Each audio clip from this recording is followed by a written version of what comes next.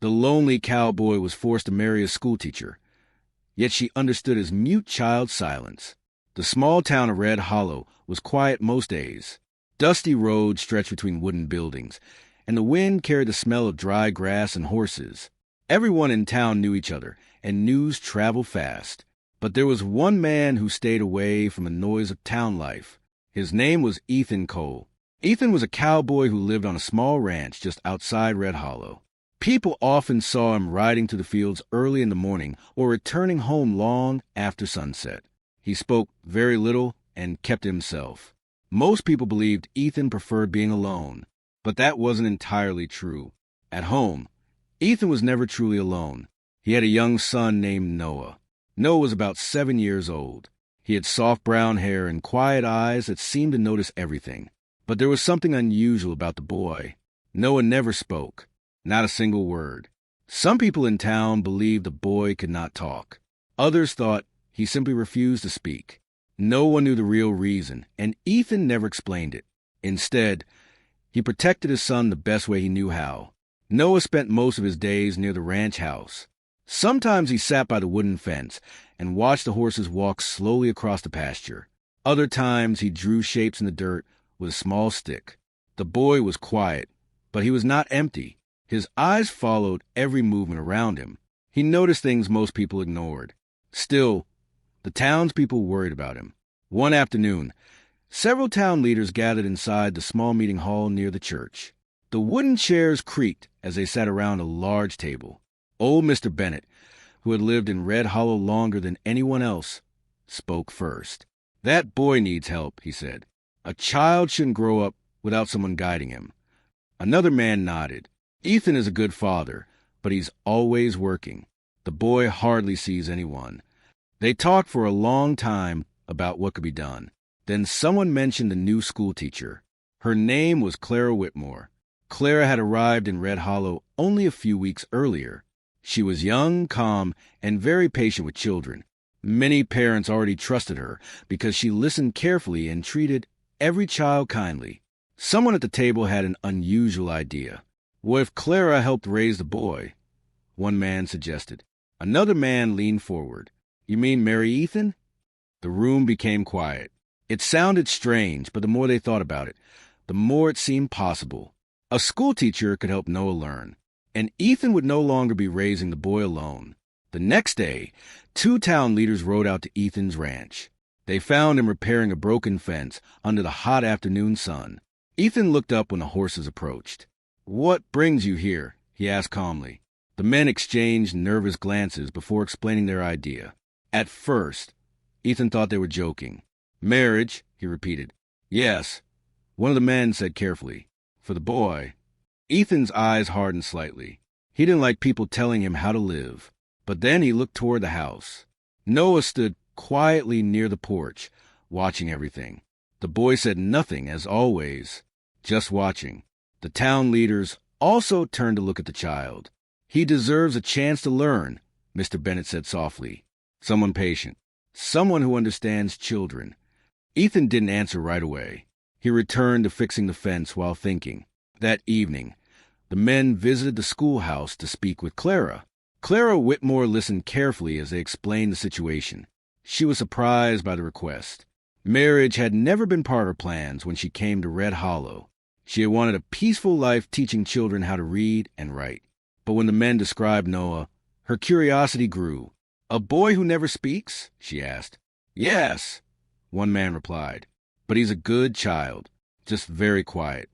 Clara thought for a long moment. She had studied different ways children communicate. Sometimes silence did not mean weakness.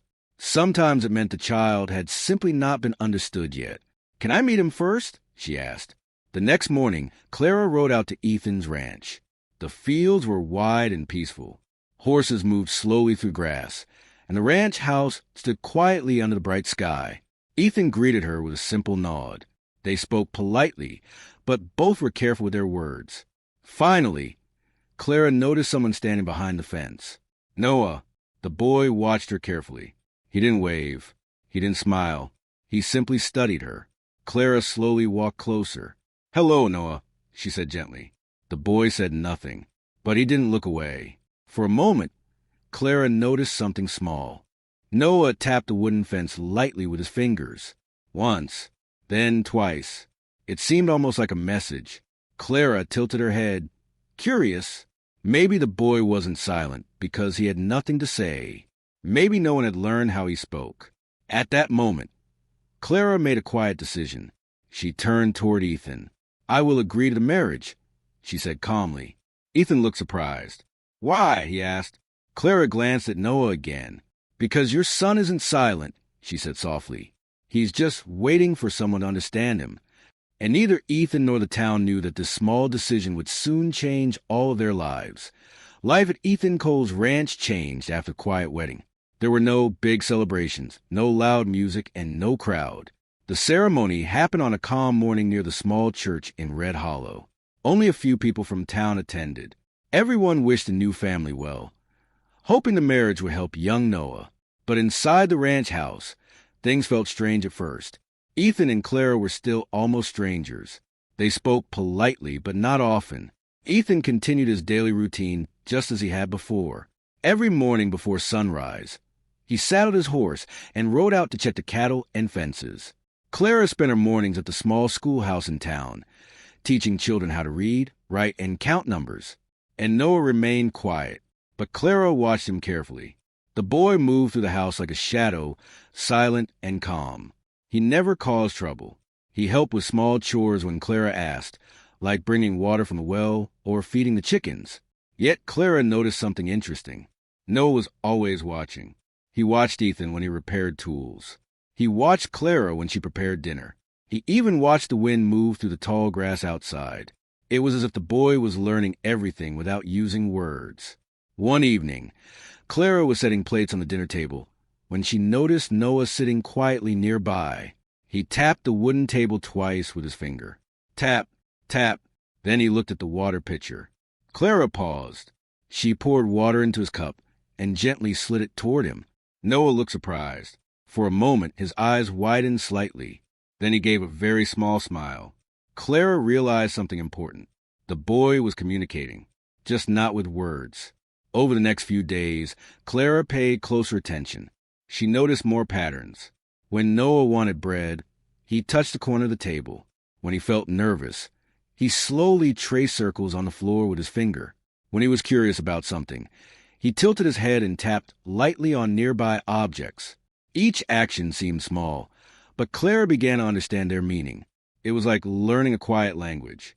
One afternoon after school, Clara found Noah outside near the fence. The boy was arranging small pebbles in a straight line on the ground. Clara sat down nearby without interrupting him. After a moment, she picked up a small pebble and placed it beside his row. Noah froze. He looked at the pebble, then at Clara. Slowly, he moved another pebble and placed it beside hers. Clara smiled gently. They continued the game without speaking, back and forth, pebble after pebble. It was the first time anyone had truly joined Noah in his silent world. That evening, Ethan returned home from a long day of work. As he tied his horse near the barn, he heard something unusual, a soft sound. It was laughter. Not loud laughter, but quiet, breathy giggles. Ethan followed the sound and stopped near the fence. There he saw Clara and Noah sitting on the ground, surrounded by small stones. Clara moved a pebble to the center. Noah quickly moved two more beside it. Clara pretended to look confused, tilting her head. Noah covered his mouth, trying not to laugh again. Ethan stood still. He hadn't seen his son laugh like that in years. When Noah finally noticed his father watching, the boy quickly stood up and brushed dirt from his hands. Ethan walked closer. "What were you two doing?" he asked. Clara dusted her dress and smiled. "We were talking," she said. Ethan looked confused. "I didn't hear any talking." Clara glanced at Noah, who now stood quietly beside the fence. "That's because Noah speaks in a different way," she explained. Ethan frowned slightly. "What do you mean?" Clara pointed to the stones on the ground. "He tells stories with small actions," she said. "You just have to notice them." Ethan had never thought about it that way before.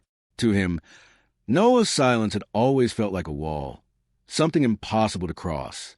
But Clara seemed to walk through that wall as if it wasn't there. Over the next few weeks, the change in Noah became clearer. He followed Clara around the ranch more often. Sometimes he brought her objects, feathers, small sticks, smooth rocks. Clara always studied them carefully, as if each one was an important message. Ethan thought about those words. For a long time, he had carried guilt in his heart. He believed that accident had broken something inside his son. But Clara saw the situation differently. Noah wasn't just scared, she continued. He felt helpless. He saw his father fall and couldn't stop it. That kind of moment can stay inside a child's mind. Ethan rubbed his hands together slowly. "What can we do now?" he asked. Clara looked toward the barn where Noah was feeding the chickens.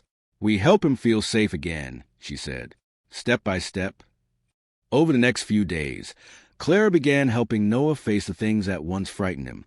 She walked with him near the horses. At first, Noah stayed far away, but Clara never forced him. She only stayed beside him and spoke gently. "See," she said one day, "the horses are calm." Noah watched them carefully. Then he took a small step closer. Another day, Ethan joined them. He brushed one of the quietest horses and showed Noah how gentle the animal could be. Noah stood beside his father. His hands were shaking slightly, but he stayed. For the first time since the storm years ago, the boy touched a horse again. Clara smiled softly. This was not just about horses. It was about healing a memory. And deep inside Noah, something was beginning to change. Neither Ethan nor Clara realized that the biggest moment was still ahead. Soon, the silence that had lasted for years would finally be tested, and everyone on the ranch would discover whether Noah's voice had truly been lost or simply waiting for the right moment to return. Spring slowly arrived in Red Hollow. The cold winds faded, and the fields around Ethan Cole's ranch turned green again. Birds returned to the trees, and the horses spent long, peaceful days grazing under the warm sun. Life on the ranch felt different now. Months earlier, the house had been quiet and lonely, but Clara's gentle presence had brought a new sense of calm. The rooms felt warmer, and even Ethan had begun to smile more often. But the biggest change was in Noah. The boy still did not speak, yet he was no longer hidden inside silence. He helped Clara with small chores around the house. He followed Ethan around the ranch, watching carefully as his father repaired fences or brushed the horses. And most importantly, Noah was no longer afraid of the horses. That fear had once lived deep inside him, ever since the storm years ago. But with Clara's patience and Ethan's quiet support, the boy slowly grew braver. One sunny afternoon, Ethan stood near the barn brushing one of the calmest horses on the ranch. Noah stood beside him. At first, the boy only watched. Then Ethan gently held out the brush. "Want to try?" he asked. Noah hesitated. His eyes moved from the horse to the brush and then to his father. The horse stood peacefully, barely moving. Clara watched from the porch, her heart quietly hoping. Slowly, Noah reached out, his small hand wrapped around the brush. Carefully, he moved it across the horse's side. The horse remained calm. Noah brushed again, and again. For the first time in years, the memory of the storm no longer controlled him. Ethan placed a gentle hand on the boy's shoulder. "You're doing good," he said softly. Noah looked up at him. There was pride in Ethan's eyes. That moment stayed with Noah for the rest of the day. That evening the sky turned golden as the sun began to set behind the hills. The ranch looked peaceful, and the air felt warm and calm. Clara prepared dinner, while Ethan finished putting away the tools in the barn. Noah wandered near the fence, watching the horses in the field. Everything seemed quiet. Then suddenly, a loud noise echoed across the ranch. One of the horses near the gate had been startled by a falling bucket. The animal jumped and began moving quickly around the pasture. The sudden sound reminded Noah of the storm long ago. For a moment, the boy froze. The memory rushed back into his mind. The falling horse, the fear, the silence. Ethan quickly walked toward the pasture to calm the horse. But Noah was still standing near the fence, breathing quickly. Clara noticed him immediately. She walked toward him and gently knelt beside him. "It's okay," she said softly. Her voice was calm, steady, and warm. "The horse is just surprised." Noah's eyes were wide, but he listened. Across the field, Ethan carefully held the horse's reins and spoke to it calmly. Within a few moments, The animals settled down again. The ranch returned to silence. Clara looked back at Noah. "You're safe," she said again. The boy slowly relaxed. His breathing became normal. For the first time, the loud memory had come and passed. Ethan walked back toward them. He stopped when he saw Noah standing there. Something in the boy's face looked different. Not fear. Something else. Something stronger. Noah looked at his father. For years, he had watched Ethan from a distance. For years, he had wanted to say something but could not. But now the fear inside him felt smaller. Clara gently squeezed his shoulder. "You're okay," she whispered. Noah looked at both of them. His lips moved slightly. At first, no sound came out. Ethan and Clara remained still, not wanting to rush him. The boy tried again. His voice was small and shaky, like someone using a forgotten tool for the first time. But this time a word finally escaped. "Pa!" The sound was soft, almost like a whisper carried by the wind. But Ethan heard it clearly. For a moment, the cowboy did not move. He had waited years to hear that voice again. Slowly, his eyes filled with tears. He stepped forward and knelt in front of Noah. "Did you say something?" Ethan asked gently. Noah looked at him and tried once more. "Pa!" The word came out clear this time. Ethan wrapped his arms around his son and held him tightly. Clara watched quietly, her own eyes shining with emotion. The silence that had lasted for years had finally broken, not because someone forced it, but because Noah had felt safe enough to let his voice return. Later that night, the three of them sat together on the porch. The stars filled the sky above the quiet ranch. Noah leaned against his father, tired but peaceful. Ethan looked toward Clara. "You understood him when no one else could," he said. Clara smiled gently. "He was never truly silent," she replied. "He was always speaking. We just had to learn how to listen." The wind moved softly across the fields of Red Hollow, and the lonely cowboy who once believed his family was broken now realized something important. Sometimes healing does not come with loud moments. Sometimes it begins quietly, with patience, kindness, and someone willing to understand the language of